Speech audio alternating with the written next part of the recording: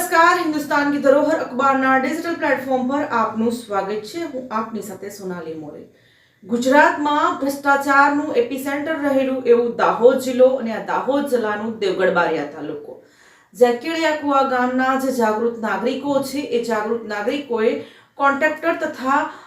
જે મિલીભગત કરતા અધિકારીઓ છે એ અધિકારીઓ પર ગંભીર પ્રકારના આક્ષેપ એવા લગાવ્યા છે કે જે તે જગ્યાએ ચેક ડેમ ઓલરેડી જૂનો બનાવેલો હતો, પરંતુ તે ચેક ડેમ પર લીપાપોતીના થીગડા મારી અને નવા ચેક ડેમના રૂપિયા જે ગ્રાન્ટ આવી હતી એ ગ્રાન્ટ ઉપાડી લેવાનું પૂર્વ આયોજિત કાવતરો કરવામાં આવી રહ્યું છે અને જેને લઈને ગામના લોકો ખૂબ જ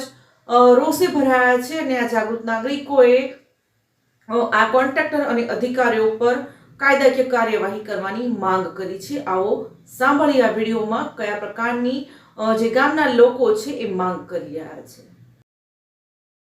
દાહોદ જિલ્લાના દેવગઢ બારિયા તાલુકાના કેળકુવા ગામે ચેક ડેમના નામે ભ્રષ્ટાચારનો ગ્રામજનો દ્વારા ગંભીર આક્ષેપ કરવામાં આવી રહ્યો છે, જેમાં દેવગઢ બારિયા તાલુકાના કેળકુવા ગામે જે વર્ષોથી અસ્તિત્વમાં રહેલો જૂનો ચેક ડેમ હોવા છતાં તેનું નવું સમારકામ બતાવીને સમારકામના નામે સરકારી નાણાંની ઉપાજત કરવાની શંકા, જેને લઈને સ્થાનિકોમાં ભારે રોષ અને ચર્ચાનો વિષય બન્યો છે। સ્થાનિક જાગૃતો તથા સ્થાનિક સૂત્રોના જણાવ્યા મુજબ ચેક ડેમ પહેલેથી જ ત્યાં કાર્યરત હોવા છતાં તેની માત્ર સામાન્ય મરામતને સંપૂર્ણ નવું કામ દર્શાવી